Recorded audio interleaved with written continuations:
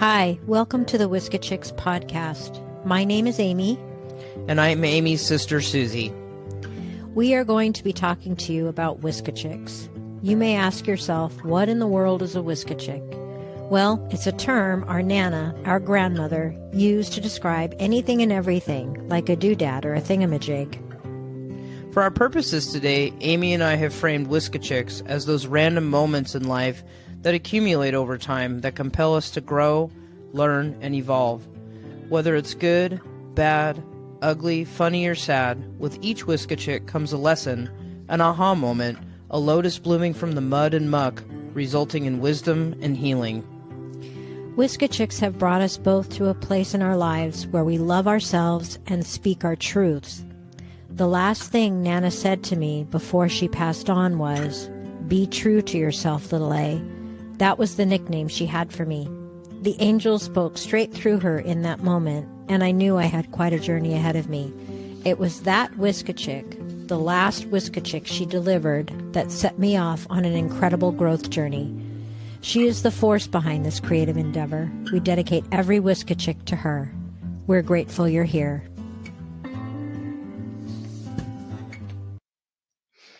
Hello, everybody, and welcome to the Whiskey Chicks podcast. I'm Suzie. And I'm Amy. And we're back. It's been a minute. More than a minute. It's been like 5 weeks. A few 5 weeks. Well, a few 5 weeks. Here we are, episode 32. 32, how do you do? Yeah, Amy and I have been... To say that we have opposite schedules is an understatement. And you have a fancy new job, and you're doing fancy things with it. And well, it's not new. I've had it since August, but it's been harder because you're off when I'm working. So, and vice versa. Yep. Needless to say, both of our jobs suck the life out of us. No, I'm just kidding. They no, they really exhaust all the empathy we have for a day. And so normally when we're done with work, we don't want to even talk to each other. Let alone make a podcast. No, that's a lie. No, we want you to have the best of us. You're going to have a loopy version of me because I've been up since 4:30 this morning. So here we go. All right. So happy New Year, everybody. Oh my gosh, that's right. Happy New Year. Happy We're in 2025. We can say that because it's only January 12th. And I just want to say, just to do a little recap here, we started this podcast in October of 2023. Really? Yeah, I know. We're in our... Oh, yeah. Okay, yeah. We just left 2024. I'm True. sorry, I'm confused. I know, when I was looking at the dates, I was tripping. But anyway, we have been listened to in 24 cities over 15 countries. With the amount of effort we put into advertising this or putting ourselves out there, that's pretty freaking amazing. Yeah, we're just infecting everybody with our whatever. No, I'm charisma. Just kidding. Our charisma, yeah. But yet, we're still waiting to be discovered. So if anybody out there wants to sponsor us, oh man, we got you. We got you. We totally got you. No, I've had some people come up to me as of late that were, like, "Hey, I've been listening to your podcast and I really love it." And I don't know, me too. It's really heartwarming to hear all that. And we're very grateful. Segue. So on you sly dog, you just slip that in. Sly dog. All right, so on November 25th of 2023, which I believe was Thanksgiving, this was episode 5 for us. We did the Turkey Talk Attitude and Gratitude podcast episode. And, Amy, you are someone that you read a lot more than I do. Yeah. I think, or you have more literature than I do. Normally, I read stuff that you've already read. And in that episode, you mentioned a book called The Magic by Rhonda Byrne, I think is how you say her name. Mm-hmm. And it's actually a series of books. I think there's 6 of them. Yeah. And you had brought up The Magic. Now, I had not read the book. I didn't know shit about the book. you brought up several aspects of the book relative to the gratitude that we were talking about. But I have to say, and I'm talking a lot right now, I read the book. I did the 28 days, basically for almost the entire month of December. I've just finished it. And I was so, I don't want to say changed. I don't know. I was so affected by this book that I wanted to do a follow-up episode and talk about this book because... Well, I think back when in 2023, when it was mentioned, we didn't do, the podcast wasn't on the book. I was in the throes of it and was amazed by it. And so it was mentioned, but now that you've done it, better late than never. Divine timing, Amy. Now we can really talk about it because you've been through it, you've done it, and here I am, over a year later after having done the book, and I'm still doing on a daily basis some of the practices in that book. So now we can have a little bit more, we can banter a little bit more about it.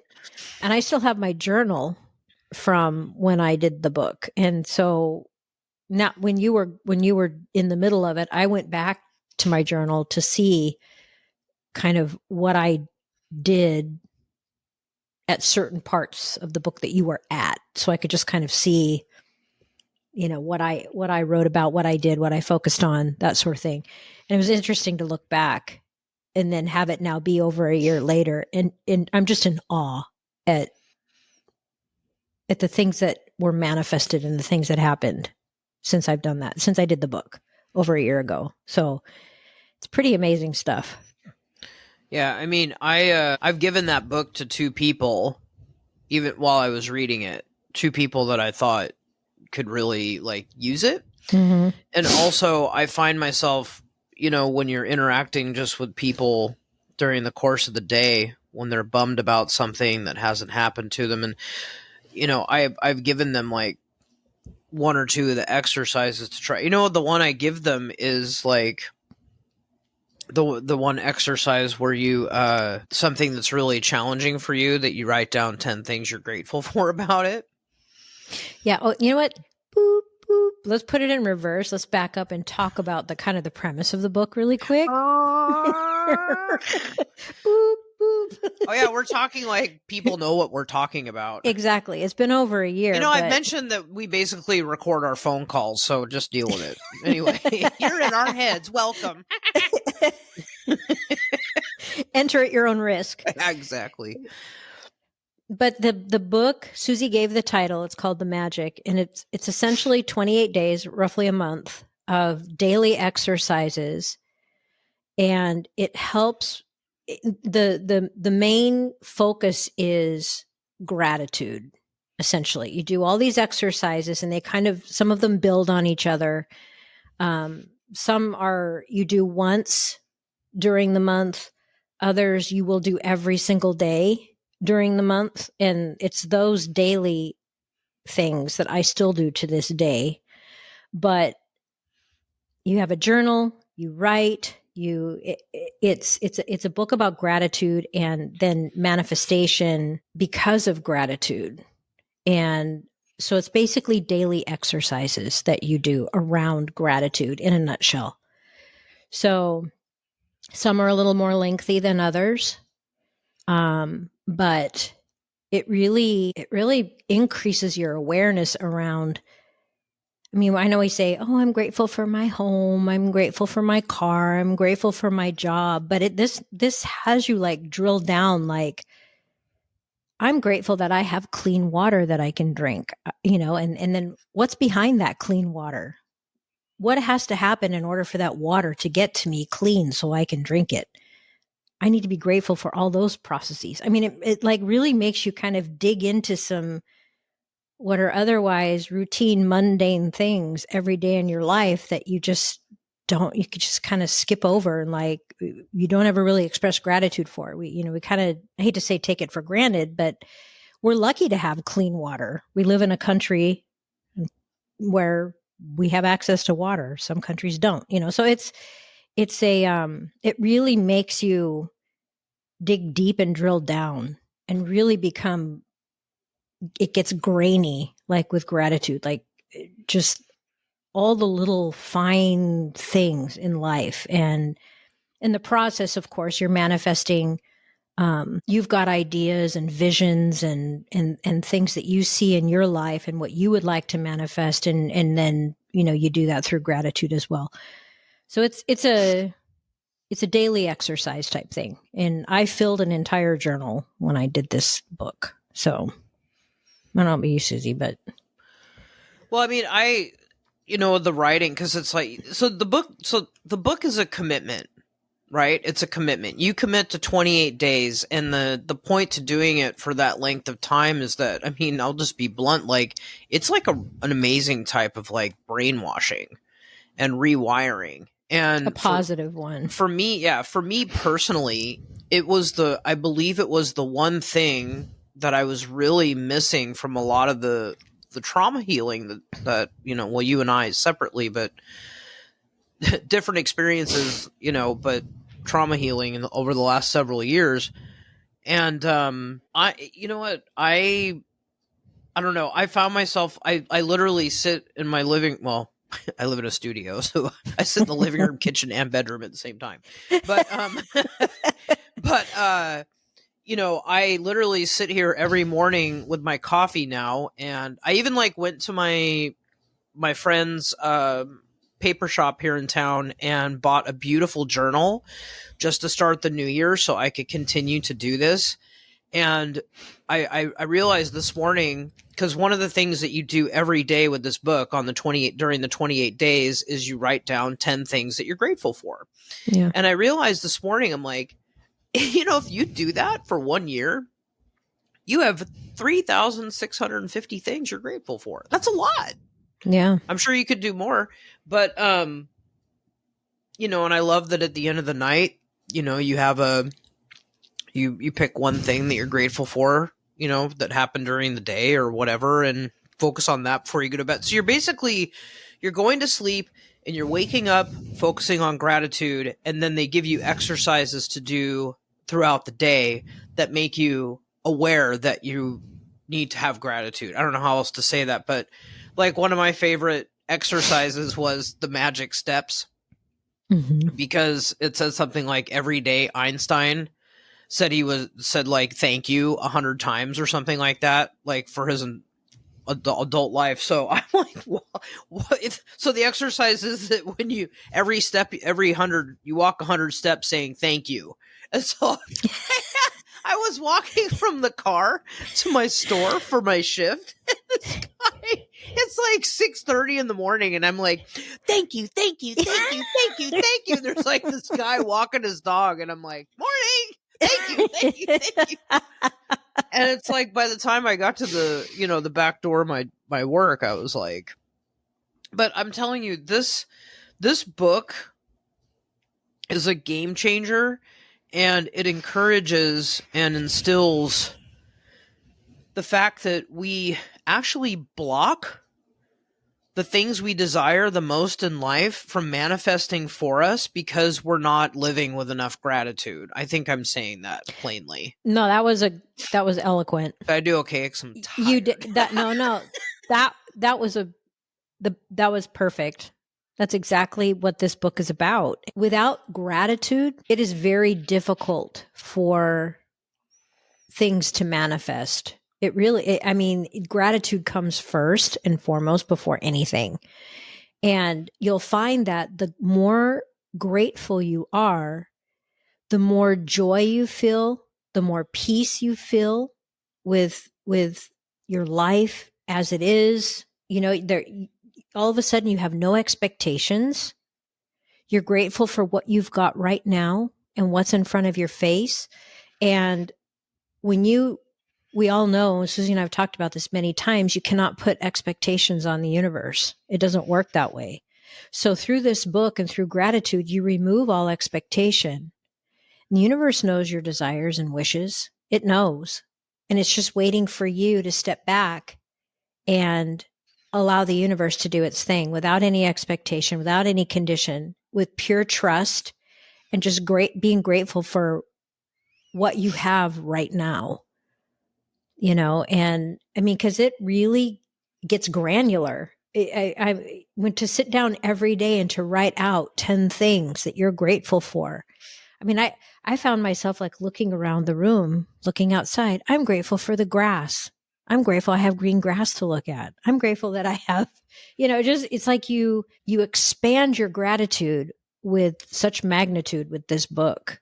And it really increases your awareness around the blessings you have and what you have in life, and what you have versus what you want, and that's really all the universe is waiting for, is for you to let it go and just be grateful for everything around you.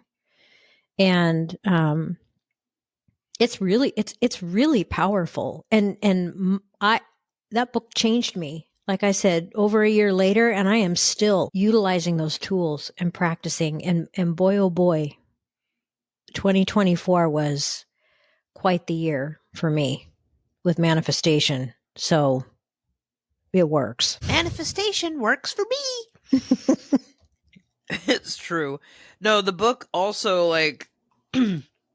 really encourages you to develop and nourish your relationship, not only with yourself and what you desire or would like to manifest for yourself, but also just not being afraid. I mean, maybe I'm speaking for myself to I don't want to say dream big, but because they're not dreams, when it gives you the thing about writing down your 10 desires. Mm-hmm. I realized when I wrote down my 10 desires that I just wrote out the dream life I envisioned for myself. Envisioned? I made up a word. But so and I have it memorized. So I just walk around talking about it or whatever. But yeah, I mean, every aspect of your life gets touched by this book. And like you said about just the water thing earlier, it's we don't think about, when you turn on the tap or whatever, where is that even coming from, or that you even have access to that, or that you're sitting on your keister watching TV and you're like, well, I got to go to the bathroom. You can just get up and go to the bathroom and you have a toilet, or, just anything like that. It can be the smallest of things. And it's not asking you to focus on big things to be grateful for. It's asking you to recognize that in a world where we live in a society of fear and anger and resentment, that there is something beautiful. And greed. Yeah. Capitalism, what have you. There is always something good in what seems bad. And so now, I get to work and people are like, hey, how's it going? I'm like, oh my God, great. And they're like, really? I'm like, yeah. It's great because you know what? I'm alive. I'm breathing. I have a job. I have a home. It's I'm here right now. I'm standing. I have my health. It's great. I think I've brought this before in previous podcasts, and it might have been the one when we brought up this book, the gratitude, but the glad game. Mm-hmm. Yeah. I mean, I do that all the time. Like the other day, I was warming, I warm a mug of water, just plain water in the microwave every morning. I make a little concoction and take my supplements and stuff. And I was pulling the mug of warm water out of the microwave and it slipped out of my hand and it hit the floor and the water just went everywhere. And I stood there for a second, and rather than blowing up, I just smiled and I said, I'm really glad my mug didn't break. And you can clean your floors with the warm water. Because it's an important mug. It's a Disney 100 mug, and it's a collector's piece. So I didn't get all pissed about the fact that now I got to clean up a whole mug full of hot water off my floor. I just was like, well, I'm glad my mug didn't break. And it completely changes your mindset.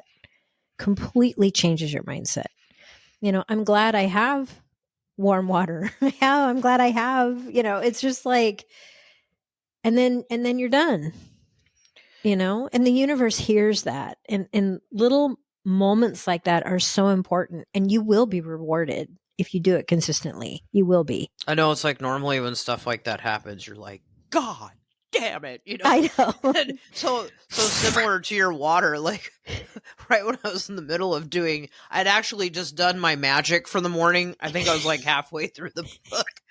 I like got up to make another cup of coffee, and I don't have a coffee maker. Like sometimes I do just a pour over type job in my mug or whatever. But anyway, I put the coffee grounds in the filter thing sitting on top of my mug, and I don't know what I was thinking, but my big beefy hand went and like coffee grounds went freaking everywhere. Well, that's worse than water. And I was like, whoa. And then I looked down and I'm like, oh my God, none of it went on the floor. I was like, that's so awesome.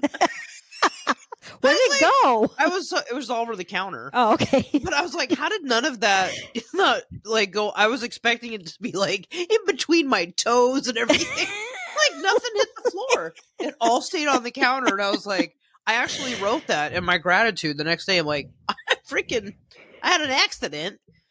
I'm grateful the coffee grounds didn't go on the floor. It was easy to clean up. Yeah. Well, I actually just scraped all the coffee back into the filter. But anyway, yeah, so, and I find that, also being in the world we live in, I feel like people are constantly like looking for you to like feed whatever they come to you with, like so-and-so did blah, blah, blah. And then if you don't have like, the comeback that feeds that, or something horrible happened to someone, I'm like, well, what if this happened? I was at the bank a couple weeks ago because I had fraudulent activity on my card. So I went to my credit union to get a new card, and I go in to talk to the teller, and I have realized at some point in my life that I'm someone that people just want to tell me private life stuff to. And this was no different. We were waiting for my new card to print, and she just starts telling me about, her 16-year-old son might have a tumor, might be cancerous, blah, blah, blah. And she looks at me and she goes, I always go to worst case scenario. And I just looked at her. I'm like, what if you went to best case scenario? And then she just kind of like looked at me. And then the other two tellers started listening. And before I left, I said, I'm going to give you a gratitude exercise to do. And then the tellers are like, I'm like, I know you all are listening. And I said, I want... You're eavesdropping. I know you are. I said, when you have a private moment to yourself, I said, I want you to sit down and write 10 things you're grateful for in regards to your son possibly having cancer. I know that sounds really messed up.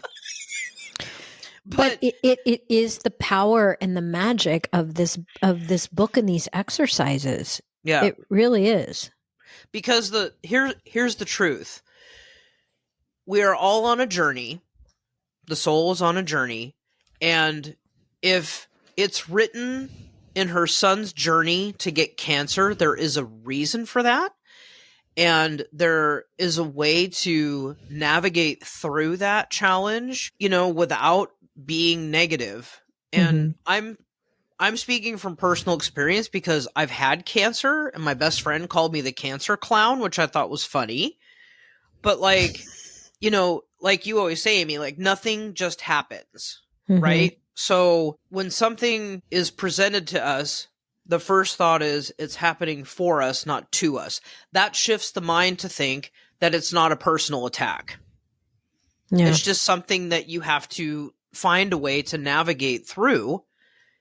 And if the result is that you don't come out alive, then that was your path in this life. I know that sounds really weird, but that's my belief. But when you look at soul contract work, the soul chooses what its course is to be. It occupies a vessel. It chooses its parents, chooses the lessons it came in with. A lot of folks who do soul contract work will say that if death occurs early in life, the soul chose that, whether it be by self-infliction or otherwise. But the soul comes in with a specific path. And there's a multitude of reasons why that path is chosen. And it's not just for the soul, it's also for the others in their life. I mean, there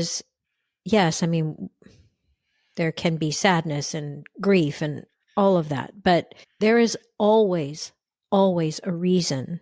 And there are always, always things to learn. Always. And even though it's hard, if we can express gratitude for the hard things, because gosh, I am stronger for it, and I know that I'm doing what I'm supposed to be doing. I'm fulfilling my soul contract. I mean, if we can just shift it to, I am grateful for all, and I've been doing this a lot lately. I am so grateful for everything I have been through, the tears I've cried, the pain I've had, just all of it. Because you know what? I grew, I gained a ton of wisdom, and it may not make sense right away. It may make sense 2 years from now, 3 years from now, 5 years from now, 10 years from now. But expressing gratitude along the way, no matter how tough it gets, finding something to be grateful for in every scenario, no matter what it is just, it's game changing. It's just game changing. And it takes a lot of strength to be able to do that, a lot, and grit. It's true. And in the last episode we recorded about responding and not reacting, I've noticed since reading the book, The Magic, and doing the exercises, I don't react at all anymore. I mean, I may have a moment where I'm like, really? But I don't make that investment of all that energy of being like, like there's no, that's not, I'm more like challenge accepted. And, I figure out a way to do it. Yeah. Even before we started recording today, I told you I have a brake light out in my car. And I empowered myself by watching YouTube videos. And I was all ready, go to change it, get the thing off the back of the car, and I bought the wrong bulb. And I was like, I'll just go buy the right one. But I was like, hey. Did you open the package yet? Oh, yeah. Totally. Oh, okay. But the point was, I literally put the assembly back on the car, and I said, but you know what? Now this is going to take me like 5 minutes because I know exactly how to get that back apart. Yeah, see? I'm glad I already know how to do it. I just need the right part. Yeah. So I'm not mad at all. I'm just, if I get pulled over, I'll be like, funny story, officer. But, anyway, I just want to say that this book, and I'm actually going to read, I'm got on hold at the library, the first book, The Secret. I'm going to read all the books in the series. It might take me a while. I'm going for it. But, I just really feel like this book in particular, if you are someone that is struggling with, seeing good in yourself, forget other people, forget what's even going on in your life. I'm talking about like when you look in the mirror, if you don't see someone that you love, you need to read this effing book. Yep. And I don't know how else to say that. It's not an expensive book. No. It's like $9 or $10 on Amazon. And, and I will put the link in the podcast notes, episode notes. But, I'm telling you, commit to 28 days and read this book. And if it doesn't change your life, I don't think it's possible for it not to. No, if you see it through, you will literally be, the book has you say thank you 3 times. Thank you, thank you, thank you. Yeah. Whenever you express gratitude about something, there's something about thank you, thank you, thank you. Doing it 3 times. It's like even silly things like, and this isn't even silly, it'll be raining all day and it's time for me to go grocery shopping. And it'll stop. When I'm walking to my car, it'll start again. when I'm inside, and it'll stop again when I'm walking back out to my car. And I recognize things like that. And I'll say, thank you, thank you, thank you for stopping the rain so that I don't get soaked loading my car with groceries. I mean, you find yourself just noticing little things like that. And believe me, it is huge with the universe. It's huge if you can find those little moments to be grateful. And I have to say that one exercise in the book where you look yourself in the mirror and you tell yourself, I am proud of you. I was going through a really I was going through. I said Saturday Night Live thing. I'm smart enough. I'm good enough, and doggone it, people like me. It's sort of like that. It is, but I don't think I had ever done something like that where I looked myself in the mirror and I actually complimented myself for being strong and that I'm proud of you, Amy, because I did this book when I was going through a really tough time where I was kind of moving toward a decision, and I just started bawling. I was looking at myself in the mirror and I was bawling, and like with joy, with sadness, with just all the emotions at once. The moment I looked myself in the mirror and I said, I am so proud of you, I was just like, because I think we seek that kind of those kind of compliments and whatnot from others and from the outside, and they don't have near the impact as when you actually feel it from within and say it to yourself in the mirror. That was the magic mirror was a huge exercise for me. I mean, I had such a huge release with that. So, it's a really important book. It is. Really important book. You know, look, in that magic mirror thing, it's like there's something about taking like a minute to look into your own soul and just like relax your gaze and let your mind kind of wander. And I, like you said, like I get emotional because like I get like this montage in my head of things that have happened to me that I've survived or lived through, and then like I'm standing here looking at this person that, you know, is still here. Yeah. Still here. So it's like, even when people are like, oh yeah, I mean, I'm in pain, some kind of physical pain every day. I mean, you know, it's just from the work I do and whatever. I mean, but I have a really healthy relationship with pain, and I'm like, I am grateful to be here to feel pain. Yeah. You know, I mean, it's as simple as that. Like, I'm just telling you, this book like freaking changes your whole perspective on everything. And, I just knocked the microphone. And I'm not saying you're going to walk around like, you know, throwing hearts and flowers like, oh, I'm happy all the time. I'm just saying it gives you the wherewithal and the tools, the tools and the empowerment to navigate through things differently than you ever have, or how you've been raised or domesticated or wired to do so. And I was in desperate need of rewiring, and this was like the last fuse in the fuse box for me. Yeah. And I'm not saying I'm still saying I'm a work in progress, because I'm alive, so life is research, and here we go. We always are. But, you know, as I really love the person that I'm evolving into. I'm like, oh, there you are. Where have you been my whole life? You beautiful beast. Wow.